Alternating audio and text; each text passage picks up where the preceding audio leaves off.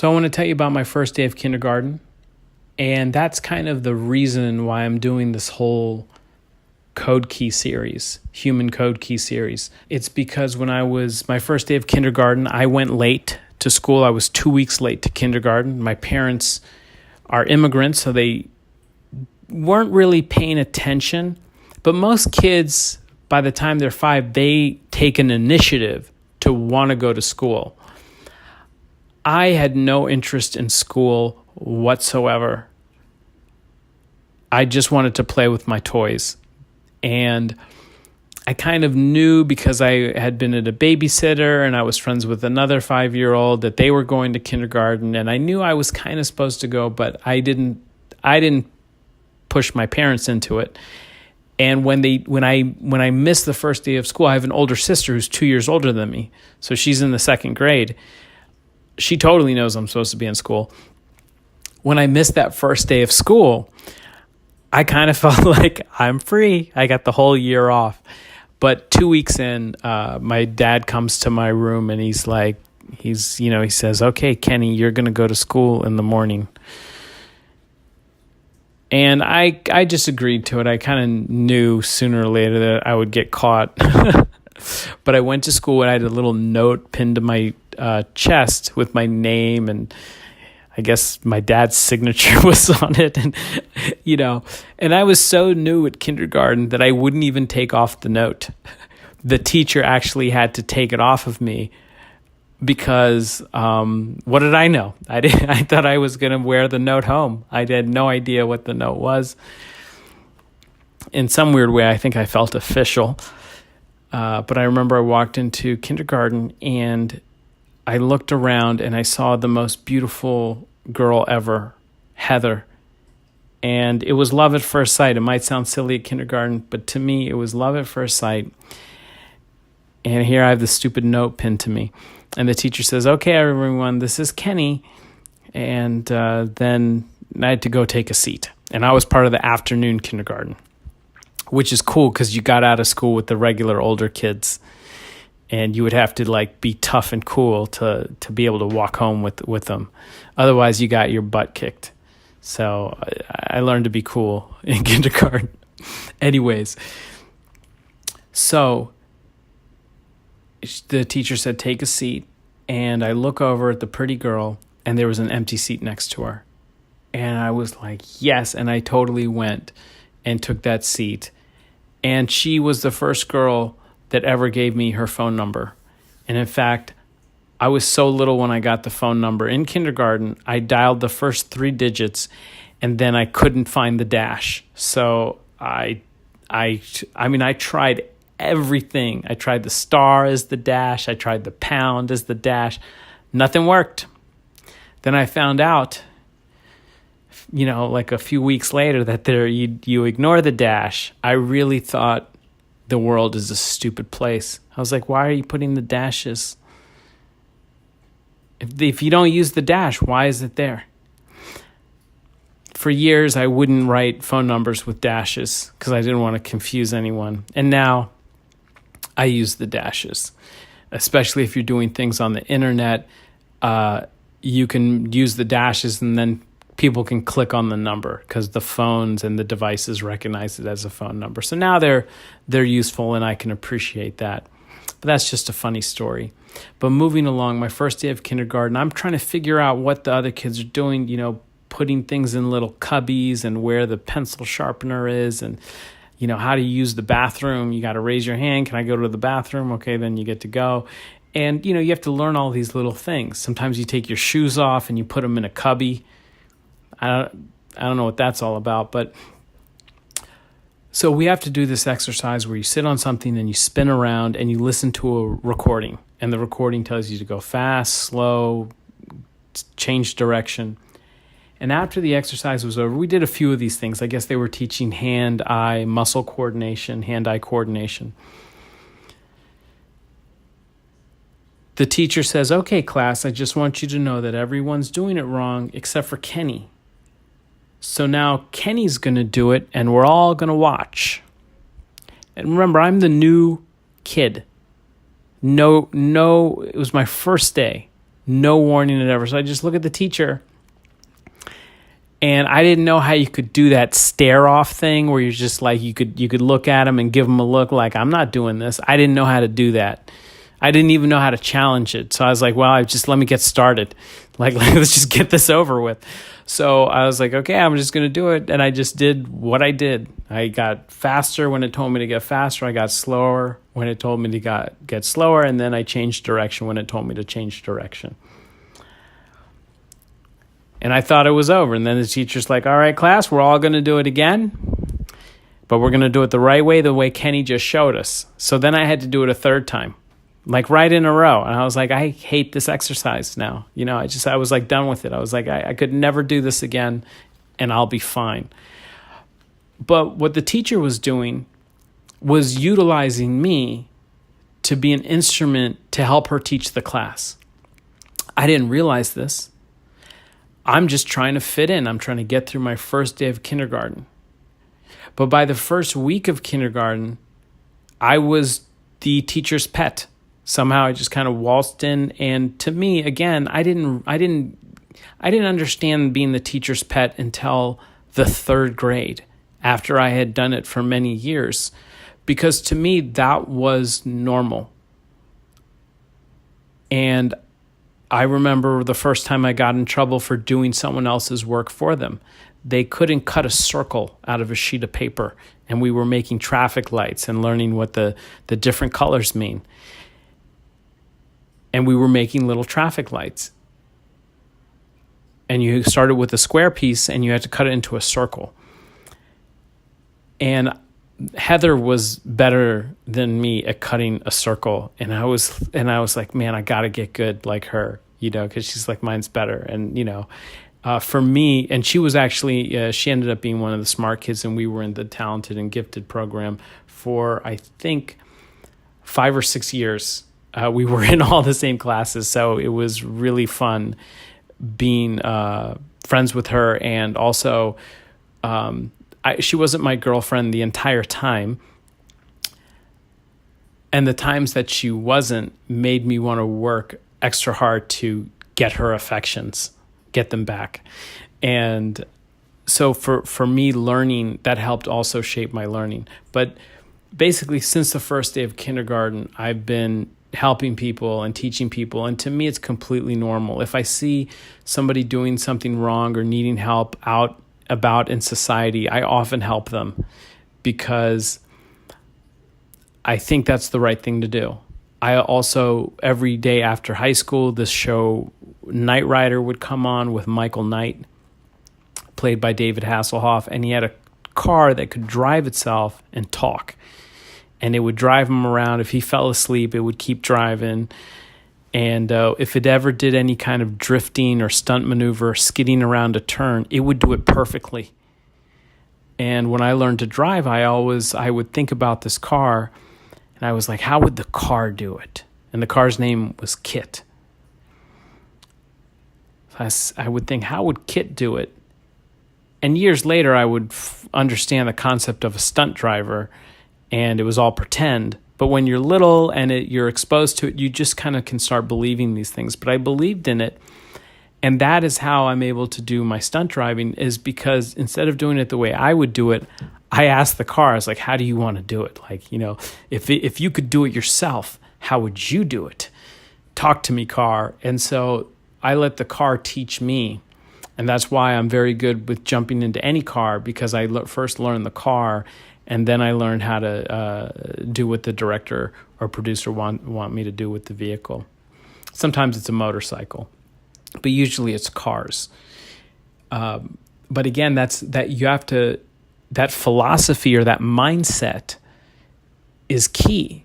So you can start telling yourself that, hey, I'm going to be a genius. I'm going to take a few IQ tests. I'm going to start getting into that genius zone. That's a good challenge. And just by doing that, you're going to start making better decisions, Some people need to start with saying, I'm not stupid. I don't think really people are stupid. People just want to fit in. So that's really the lesson here, is stop trying to fit in. It's not correct. Do what's right and do what your mind tells you to do, or do what your soul tells you to do, or do what your inner essence tells you to do. I tell people, your tiny voice is your future self. My tiny voice is my future self. I've chosen a very difficult profession to some people, acting. And there was a time when you said, "What do you do, Ken?" And I did not say I'm an actor. I had to work up to that, and I became a working actor. And then I realized, like, hey, I'm on that commercial. I got paid for that. Hey, I'm on this TV show. I got paid for that. Hey, I'm in this movie. I got paid for that. I'm a working actor. And now I can say it easily. I've been in the Union Acting Guild since the year 2000. And I'm very proud of that. It's the same club with Robert De Niro and Meryl Streep.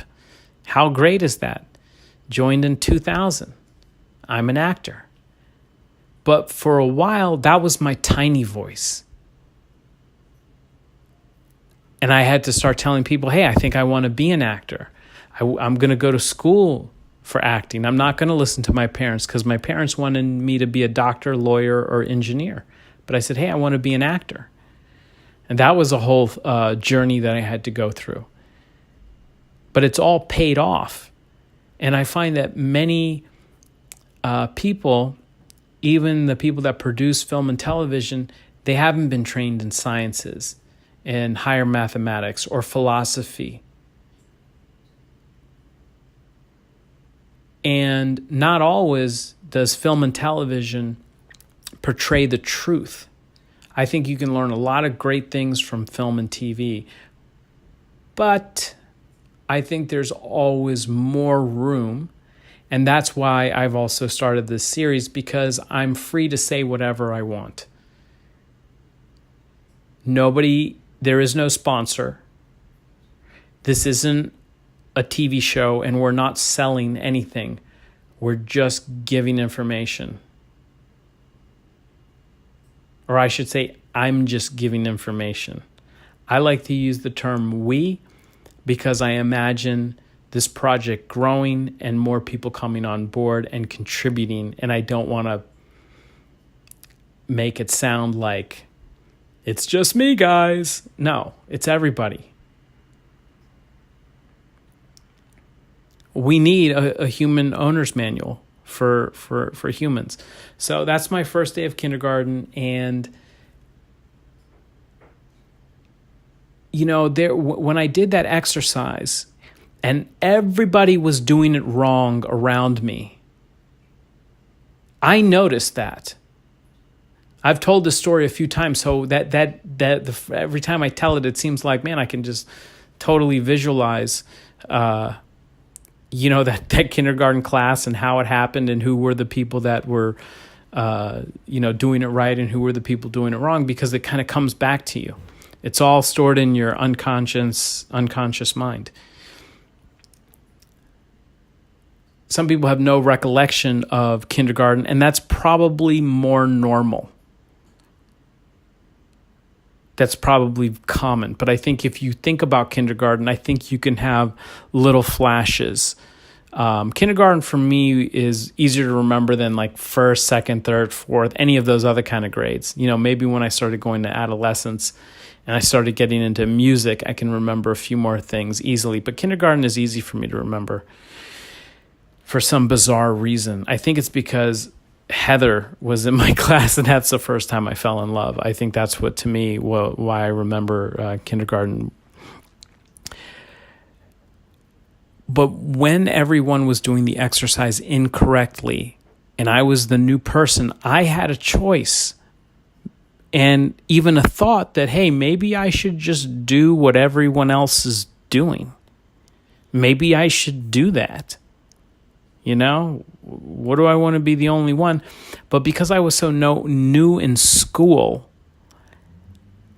and I didn't understand politics, it was easier for me to do the correct thing, even though everyone around me had just kind of followed this collective behavior. And the teacher may have had some frustrations. These kids will never get it. And then Kenny comes along and does it. Hey, everyone has to watch him. The point is, in that moment in kindergarten, if I would have chosen to just do what everyone else is doing, I would have missed out on an entire life path. And that's not to say every choice or decision I've made has been 100% correct. But that day, on my first day of kindergarten, has definitely shaped my future. And it also shaped the future of many people because the teacher was able to utilize it. So I'm hoping that I can shape your future in a more positive, more empowering way so you can get something that you've been striving for. And everyone should have a goal that they're striving towards.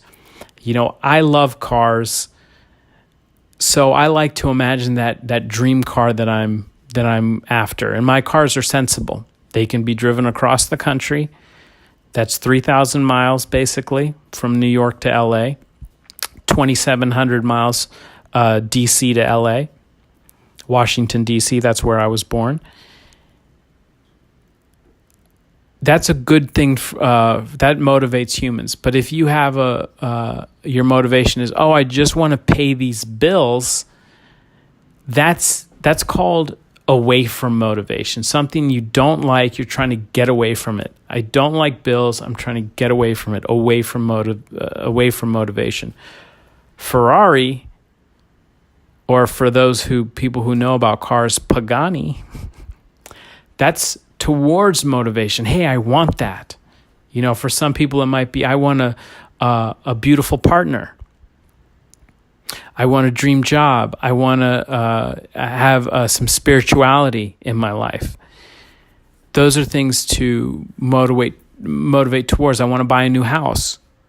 Those are going to motivate you more than, hey, I want to get away from these payments, or I want to get away from, this crappy job that I have.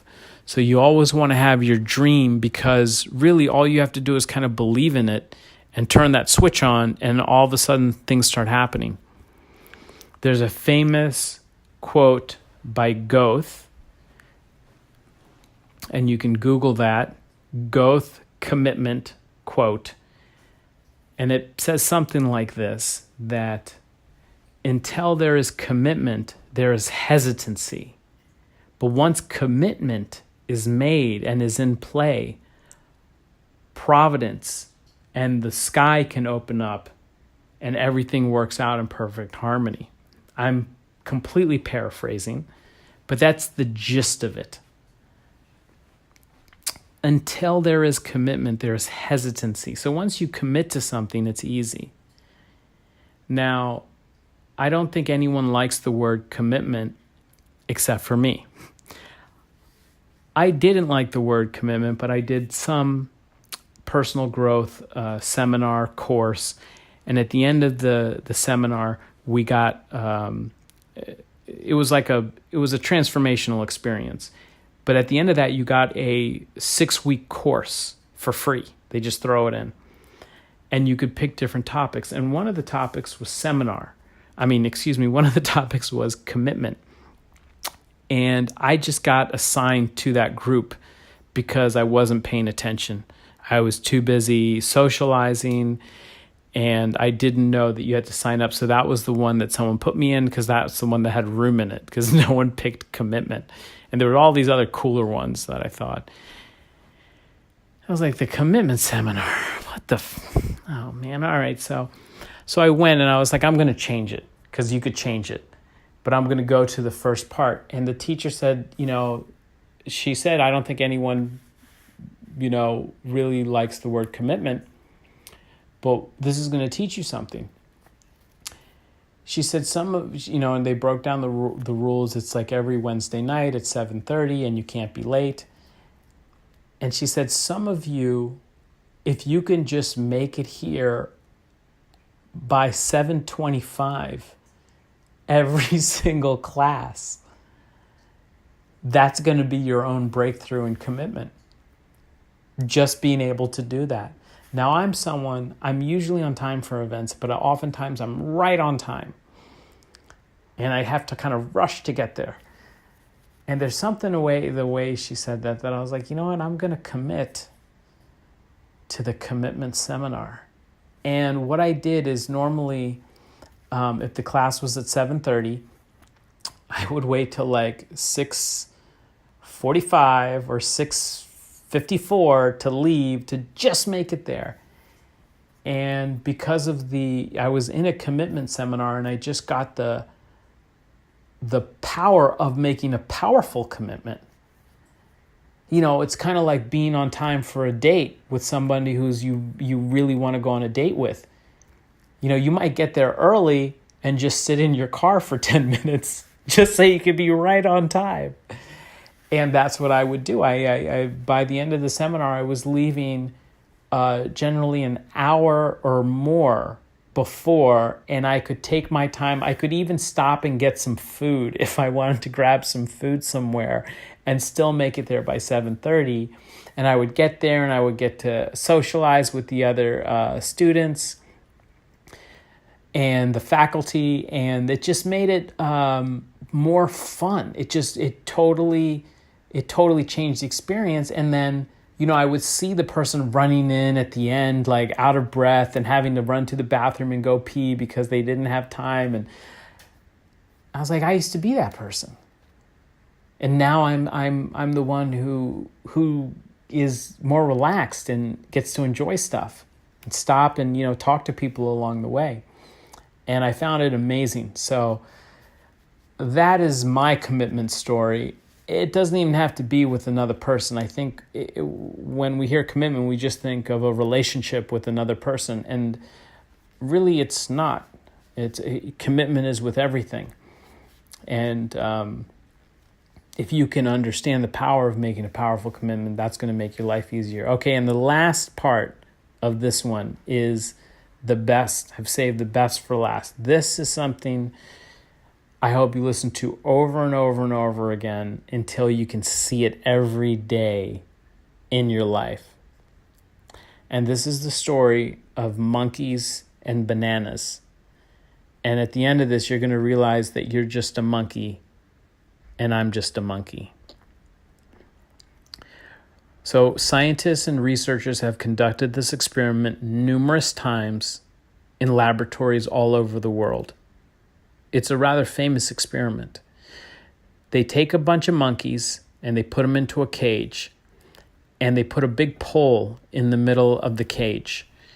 And at the top of the pole, they have a bunch of nice bananas, very attractive bananas.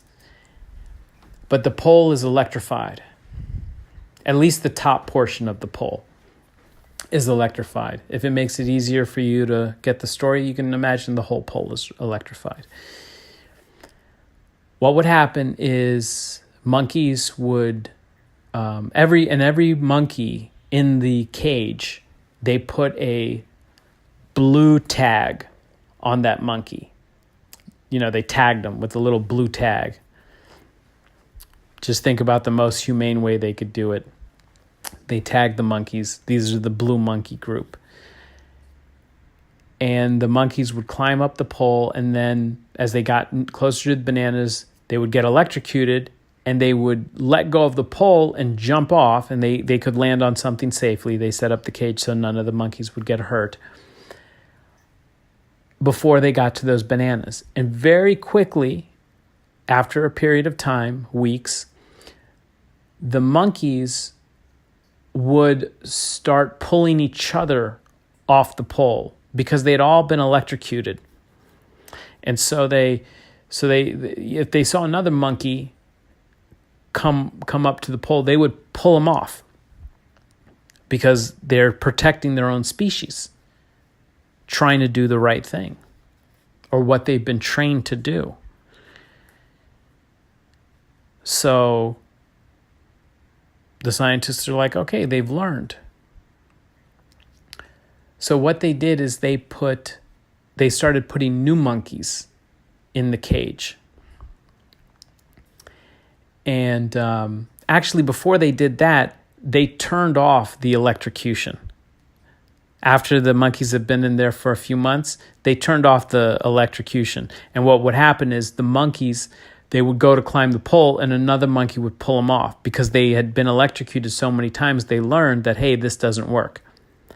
So then they put in another monkey, but this time they tag them with a yellow tag. So we have the blue monkey group, and now they start introducing the yellow tag monkey group or the yellow monkey group.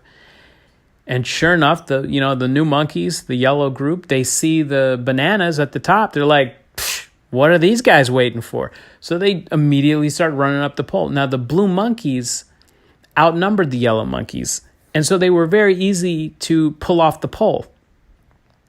And the yellow monkeys are like, why do they keep doing this? I'm trying to get the bananas. But after they got pulled off the pole so many times, they just started following along.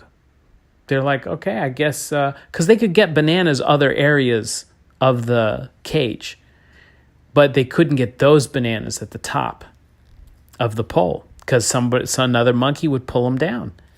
And so what the scientists do, they made it so there's the equal number of yellow monkeys as the blue monkeys. And what they did is they started removing the blue monkey group. The original monkey group that got electrocuted, they started removing those monkeys out of the experiment. And so now all the monkeys in the cage are the yellow monkey group, and they all pull each other off the pole, even though not a single one of them has actually been electrocuted. Only the blue monkey group experienced the electric shock. The yellow monkey group did not. And what they do is they introduce another monkey group. This is the green monkey group. And so the green monkey group goes in, and sure enough, they see the bananas at the top of the pole, and they try to run up the pole, but one of the yellow monkeys pull them down. Basically just another monkey pulls them down before they can get to the top of the bananas. And they try, and they try, and they try, and they always get pulled down. And they just give up. And the scientists now start removing the yellow group. So now the green group is in there, and they introduce another color monkey group. And again, the same thing happens. But understand, not a single monkey in the yellow monkey group or the pink, did I say pink? The green monkey group. I change the colors around when I tell the story. I probably shouldn't do that, but you gotta keep it. So I got confused on the colors. But anyways, none of those monkeys ever got electrocuted. Only the monkeys in the blue group, the original group, felt that electrocution. Why is this important? Our society is very much like this, where society is doing things not because they should or not because it makes any sense, just because they saw another monkey do it, or another monkey told them this is what you should do, or this is how you should do it, or another monkey stopped them from doing what they really wanted to do, or really doing the right thing. Why did they do it? It's their nervous system. They were actually trying to help.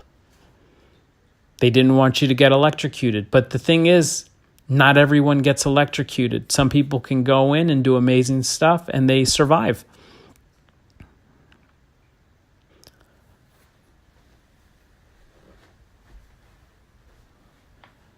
Even if everyone around you tells you that you can't do something, if you believe it, you could make it happen.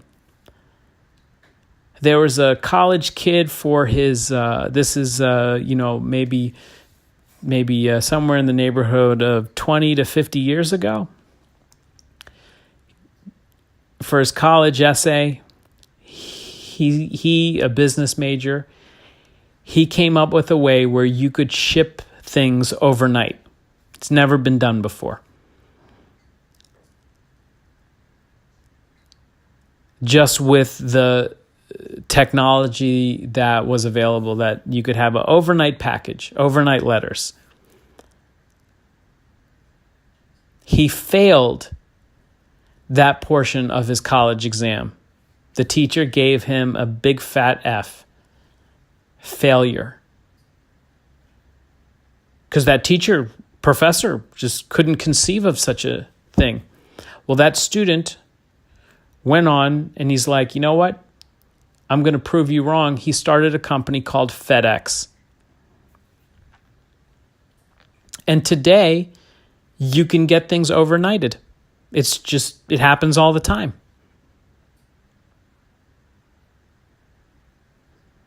Didn't let another monkey stop him.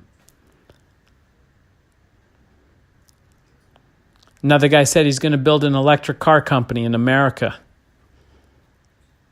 People have tried that. That'll never work.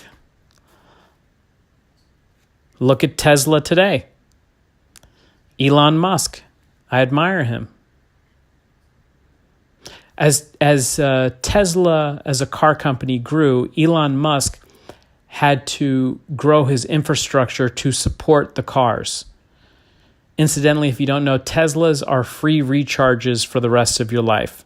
So you can buy a Tesla and keep plugging it into the free Tesla charger. You never have to pay for gas again. Personally, I like to drive cross-country. And when you drive cross-country, the gasoline stations, just regular old gas, become few and far between. And the last time I drove across, I got to a gas station that wasn't open. And it was kind of in the middle of nowhere, like Oklahoma, New Mexico area. And it was about 5:30 in the morning, and the gasoline station opened at 6. And I said, you know what, I'm just going to wait here until it opens. So for me right now, I can't just get in a Tesla and drive it across the country.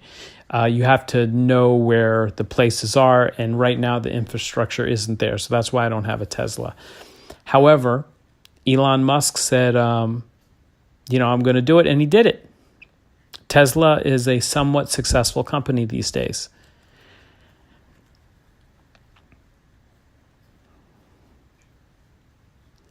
Elon Musk didn't let the other monkey stop him. I think Elon Musk's greatest invention is PayPal. He made PayPal, and then he sold it. And then he started Tesla, and then as the Tesla company grew, he needed to put satellites into orbit to connect the cars and the charging stations and make it seamless. And to put a satellite up in orbit, it's not a cheap process. And the rockets used to be really expensive. And Elon Musk said, why are these rockets so expensive? Well, this is how all the monkeys are making rockets. He's got the rocket plans, and he looked at the rocket plans and he studied them, and he's like, you know what? I think I could do it better and cheaper. Came up with a new idea for rockets, started a rocket company called SpaceX. Now he's got about 80 to 90% of the world's rocket business. Didn't let the other monkeys stop him. Elon Musk might not even need the human code key because he's living it. Richard Branson, George Clooney, Robert De Niro, Brad Pitt, these are some people for me. Margaret Mead, Meryl Streep, Julia Roberts, Queen Latifah, Oprah Winfrey.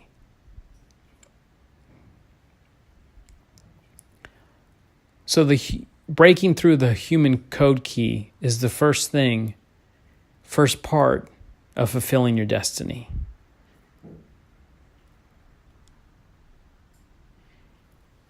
And lastly, I want to give you a definite tool. So in the first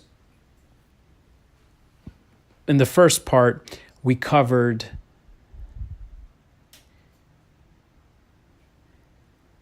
next, where thoughts are like packages and you can refuse delivery by saying next. We also covered utilization, where you can utilize things, good things and bad things, learning to utilize the bad things turns everything into a good thing, makes you think, is there really such a bad thing? Those are for the advanced students. So the next one is sometimes, going back to the next idea of controlling your thoughts, sometimes we get these thoughts that they're more than just a simple thought like, should I call my ex? Next. Should I go get a job at that company that I don't want to work at? Next. Sometimes they're kind of simple yes, no answers, and we can work through them easily. Sometimes we have these concepts, their thoughts in our head that are very convoluted. They're connected to seemingly everything and just creates a lot of confusion, a lot of paralysis. Like, oh God, what am I going to do? And you can get like consumed by these thoughts, and some people can find them debilitating. Obviously, these aren't the great sparks of imagination and ideas and creation and all that we experience. These are the ones that we kind of want to get rid of. But the next thing really it's just too, that'll never work. I can't say next is, I have to figure it out. So these kind of big concepts that are maybe causing us paralysis or debilitation, or just zaps us of our energy and our creative juices and our passion for life, we want to be able to get rid of these too. So how do you do that? Well, first you have to understand that your mind or your brain is this amazing supercomputer. And if you're just getting control of your thoughts, you probably don't have a good history of controlling them. So you have a lot of uncontrollable programs just flying around wreaking havoc. Where do these come from? Well, they come from your brain. They come from your mind, but they're just random bits of code or random bits of program or little pieces of an album. So if you could scratch that record or scratch that CD or, destroy that digital file, corrupt the file so it doesn't play anymore, you won't have to listen to that program, or you won't have to listen to those thoughts. And after you stop listening to them for a while, they're easier to forget and release. So when something, I think a lot of people struggle with, I need to lose weight or I need to make more money. Or maybe I need to be a better person in my relationship. You can pick one of those, pick them all if you have to. But for this exercise, maybe pick the one that doesn't apply to you, because then it'll be easier for you to get it. So for me, I don't struggle with the getting in shape one. I feel like I'm in great shape. But I definitely want to make more money because there's even more exciting cars that I want to buy. And when you buy these super expensive cars, you have to have a nice house to put them in.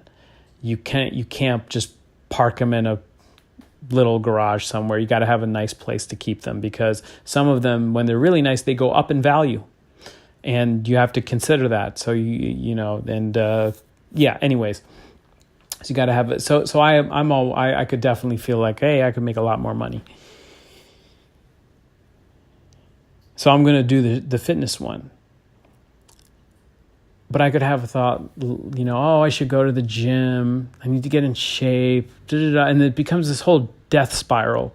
And you get so fed up with it.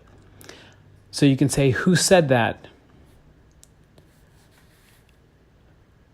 The doodad, the whatchamacallit, that little part of my mind or that little part of my brain. Who said that? The brain. Who said that? The mind. Who said that? The gizmo. Whatever. It doesn't even matter where it comes from.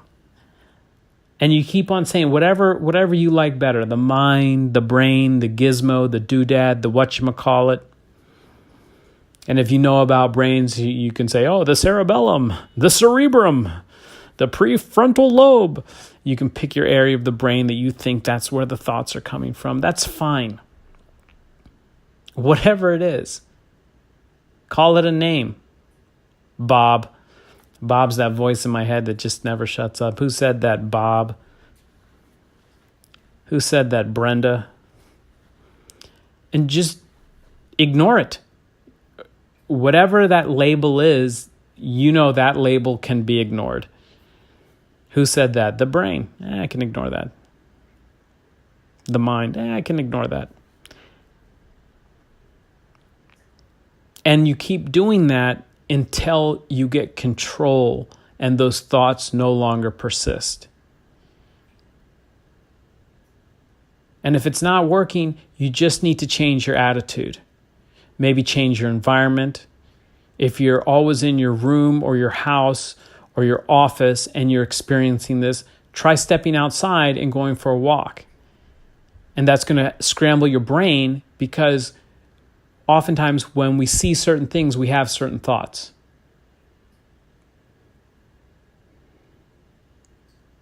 People sometimes come to my house and they see that I only have artwork on the walls. And I don't have any words. And I don't really have any clocks. And that's because I find that even things that I like my old yearbook, when I look at my old yearbook, if I just see it on the shelf, I will have these old thoughts, and it's I find it a little bit restricting to have full personal growth. If you've surrounded yourself with a certain anything, because almost every belief is a limiting belief.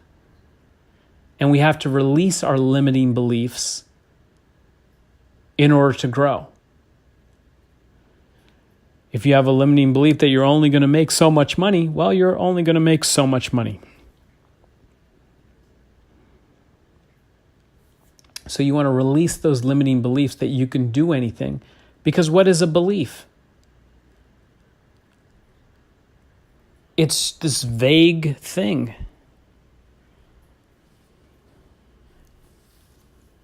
And the power of your subconscious mind, the power of your unconscious mind can manifest anything. In fact, if you tell yourself what you want and you say it aloud and you hear it and you tell other people, oftentimes it just happens. Some people get excited. I'm going to buy a new car. They start telling people, I'm going to go buy a new car. I'm test driving cars. All of a sudden, boom, they have a new car. Sometimes people manifest relationships. I want to meet someone amazing. I want to meet my wife. I want to meet my husband. I'm looking for a husband. I'm looking for a wife. Boom, they make it happen. Some people want to find a dream job. And they start telling people, I'm looking for a job. I need to find a job that I love, blah, blah, blah. All of a sudden, they found a job that they love because they willed it into existence. Some people will say this is the law of attraction. Some people will say this is manifestation. It doesn't matter what you call it, as long as you're doing it and you're making yourself a happier and happier person. I use that word happy a little bit reluctantly because some people are so unhappy they don't even understand happy. Like, what is that? I'm one of those people that I'm happy all the time. It's hard to find me not happy. And I kind of don't understand people that choose to be unhappy. Most situations, you can be somewhat happy. Even at a funeral. Hey, chances are that person's in a lot better place than we are. Who knows? You don't know. It's, sure, we'll miss them. And it's sad, you might not be happy, but if the person was suffering and they had an excruciating death and they had multiple surgeries, I think that's a reason to be happy. These are open to interpretation. However, the point is, that was a terrible point probably, which proves I'm fallible as well, but it's a conversation. And if you just talk one way about everything and don't acknowledge certain situations, it can come across as false or not authentic. And this is an owner's manual for life, so here's a little bit of death in there.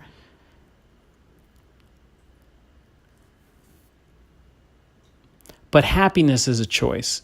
In psychology, there's something called the facial feedback theory.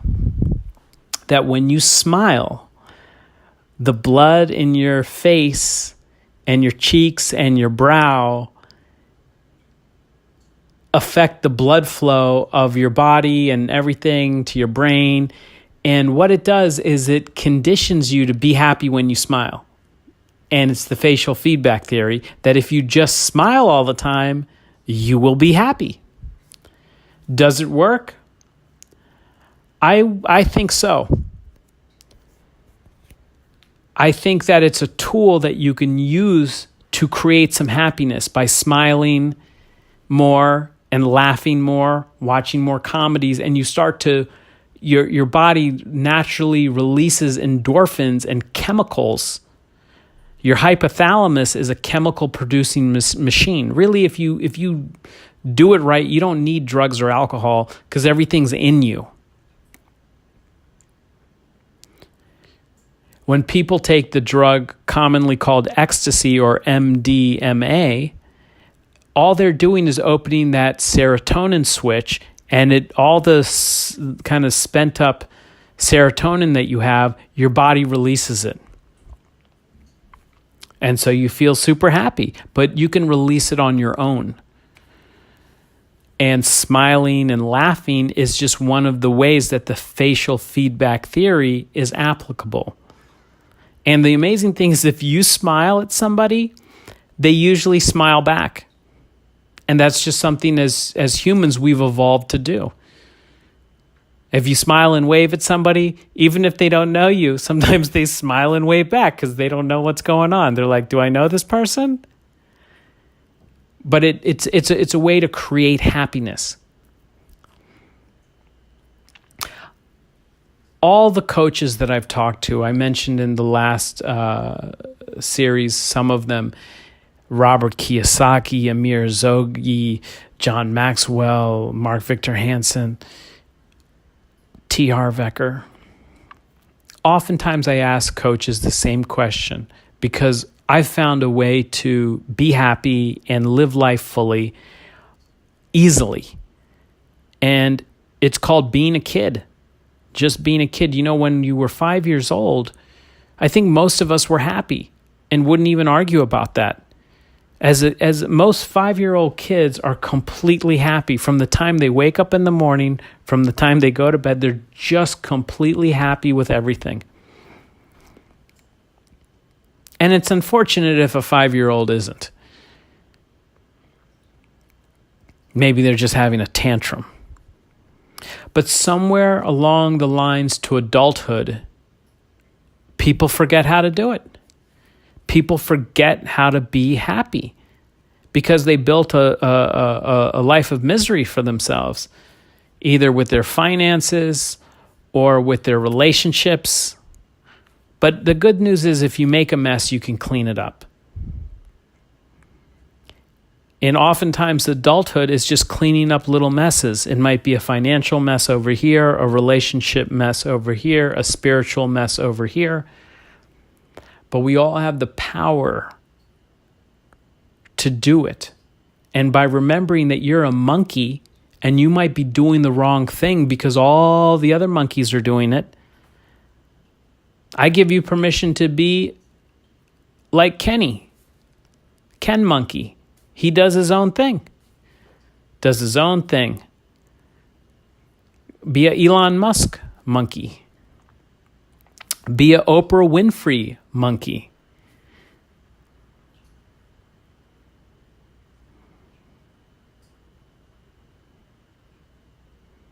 I don't know what it's like to be a black woman because I'm not a black woman. But if I was a black woman, I would spend all my time thinking about Oprah, studying her. She did it. How'd she do it?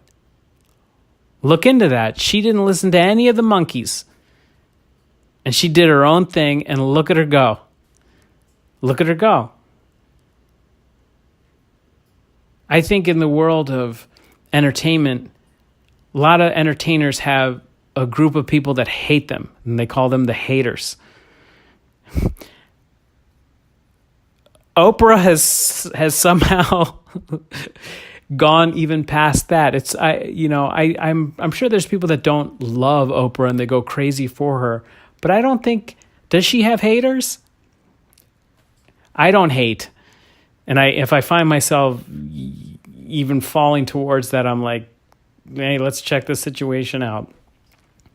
I kind of believe like what anyone's doing, if they worked hard on it and they're like trying to help and this is their thing, I often say, God bless them. It's hard for me to just like squash on somebody's dream because I don't know what their journey's like.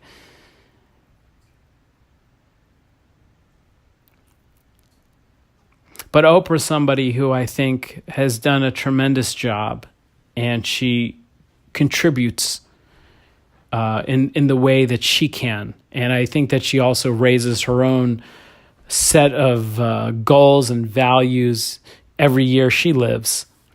But I think she's a great example. And to us all, to everyone. Color aside, she's an example. And I think that's a good situation.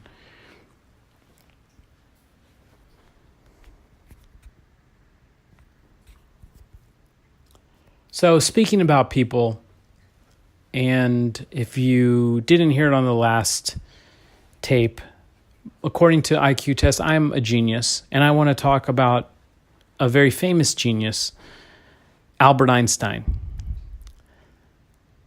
And when people hear Albert Einstein, oh, genius, smartest guy ever, I want to tell you about the real Albert Einstein. Just everything about him most of it is true, but what you don't know is like the truth of the truth. And I think by sharing this, it's all true. I love Albert Einstein, but he was a total player. And I'm going to kind of go over this fast, but this is all true about Albert Einstein. You can do your research and you'll agree with me. When Albert Einstein was trying to get accepted into some of these elite groups of physicists and scientists that were making headlines in universities and colleges and academia, he was rejected repeatedly. Just rejected. He was not allowed in these clubs. And so what he did is he went and got a job. But he didn't get any job. He got a job at the patent office. Now, Albert Einstein, when he had that job at the patent office, time and communication and electricity were all coming to fruition. So trains didn't really run on time, and if you went from one town to another, there might not be the same time. So all the inventions of time and communication and pretty much every invention would come through his office, and he would see the inventions because he worked at the patent office. Now, he's a guy who's trying to be smart and trying to figure things out. That was a great position for him to put himself into, because by seeing, if you're trying to get a patent, that's your secret. That's your secret as a scientist or as an inventor. It's just like, that's your most secret thing. And then you send it to the patent office. Well, there's where genius Einstein is sitting. He's like, so that's how it works. Oh, look at how this guy's doing it. This guy's that's never gonna work. He should have done it like this other guy. But he was able to see what the greatest minds in his region were actually coming up with, their most top secret inventions that they're trying to get a patent on so nobody else will get it. Einstein sitting back, looking at all of them. He could take them home and look at them if he wanted to. That made him incredibly smart because he was already standing on the shoulders of all the top men. Nobody else in that group had what he had, was access to everyone's notes. Not only their notes, but their most final crystallized distillation of an invention that could move mankind forward. And very quickly, he was able to come up with some of his theories and life-changing ideas and equations. And when he first introduced his theory of relativity, it was rejected for many years. And again, he felt disheartened. And then a few more years, people start saying, hey, wait a minute. I found this old paper that this guy Albert Einstein wrote. I think he's right. I think he's right. I think he's right. And all of a sudden, Einstein became a big time guy. He was like finally getting the recognition that he deserved, but he figured it out by looking at everyone else's work, which is a story of Albert Einstein that is, most people have never heard that. They have no idea he got a job working in a patent office. Now, by this time, Albert Einstein was married, and he married a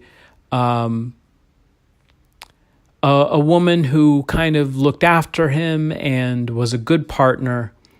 And once he started to get worldwide fame, and there was, he was getting more attention, he wanted to be more of a player. And his wife and him had troubles, marital problems, because here he is getting all this fame, and he wants to be like a single guy, and he's married. So when he was nearing winning the Nobel Prize, this is the conversation that he had with his wife. He said, honey, listen, I'm going to win the Nobel Prize. And when I do, I'll give you all the money if you give me a divorce. And she said yes. And Albert Einstein won the Nobel Prize, and he divorced his wife. I'm not saying that was the right thing to do. And the first time I heard it, I just thought to myself, what a player. What a player. Unbelievable. But I can understand his mentality and his thinking. But again, that shows you the path that he took. Now, many people just say, oh, Einstein, blah, blah, blah. They don't know any of those things. But me, I always find out as much information. If something interests me, I try to find all the information I can on it. And once I found all the information I found on it, for the rest of my life, I continue to gather all the information on it. Every day, if I can get another little piece of information, I get it. So I am continually studying Albert Einstein because I find him very fascinating, and I relate to him in the fact that he didn't do what everyone else did. He kind of did his own thing, and look where it got him. Gandhi, Martin Luther King, Oprah Winfrey, all of these people, they did their own thing, and look where they got him. I think a good place. If you want to be a contribution to society. Some people don't. Some people just want to see it all burn. I'm not one of those people. I like to have a good time. I like to party. And you got to have a good thing going to get that going. So Albert Einstein, and my own theory on Albert Einstein, when it came to quantum physics and quantum entanglement, as we call it, Einstein called it spooky action at a distance. And when people talked to him about quantum physics, he would say, I don't think God would play dice. And now the world of quantum physics has proven Einstein refused to kind of go into the world of quantum physics. And now we've surpassed everything that, not surpassed, but we built so much on it that if you are a physicist today, Albert Einstein really isn't it's Niels Bohr and Schrodinger and Feynman and other names that have advanced, but somehow in society, Einstein, Albert Einstein, smartest guy ever, it's kind of, he's become more of an icon than some of these other more recent scientists that have actually moved the game forward much further. But my own theory on Einstein is, remember, this is a guy who took his Nobel Prize money and divorced his wife and started dating like movie stars and pretty girls. I mean, he's a player. My personal theory on Einstein is he completely understood quantum physics, and he called quantum entanglement spooky action at a distance to discredit it, because he was no longer at the forefront. He won his Nobel Prize, and his career was plateauing, if you will. And I think he knew the amount of work he would have to do to get another Nobel Prize, and just wanted to ride that fame out. But by not necessarily advancing the game any further, or saying, yes, what they're onto is this new thing, it's quantum physics, it's the nature of the atom, some subatomic particles. I think he understood it all, but he knew he wasn't at the top of the pyramid.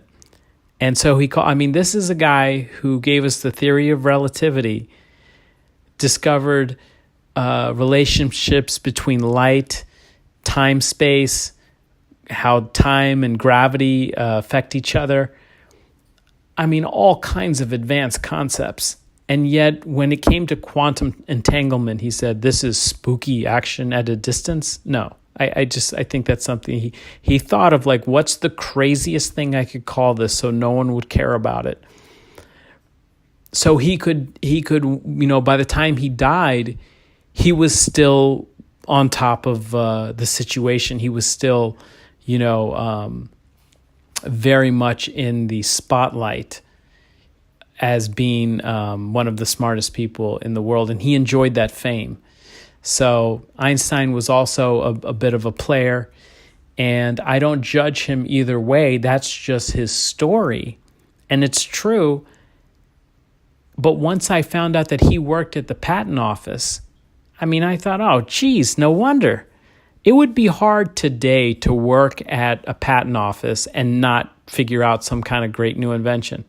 Every new phone comes in, oh, that's how they're doing it. Every new car comes in, oh, that's how they're doing it. Oh, they're patenting this now. They're patenting that. What's Mercedes patenting? What's BMW patenting? What's Ford patenting? You get to see all the secrets. And it just makes sense that he was able to do so much. And if any of you rush out and go get a job at a patent office, I say good thinking, smart thinking. There's probably more security involved in getting a job at a patent office these days. But who knows? Maybe it's a free-for-all. I haven't done any investigation in what it's like to go get a job at a patent office.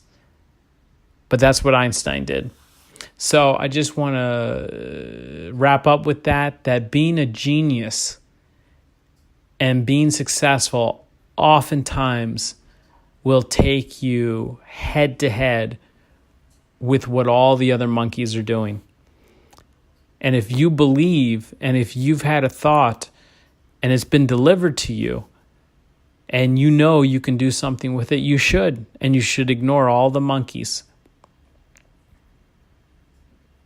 Because if you don't take a hold of that idea and you don't implement it, and you don't create it, somebody else will.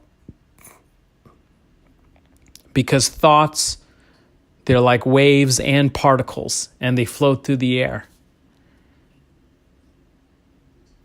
And someone else will grab it and run with it.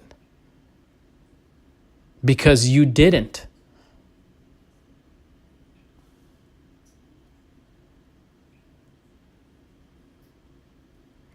Your tiny voice within you is your future self.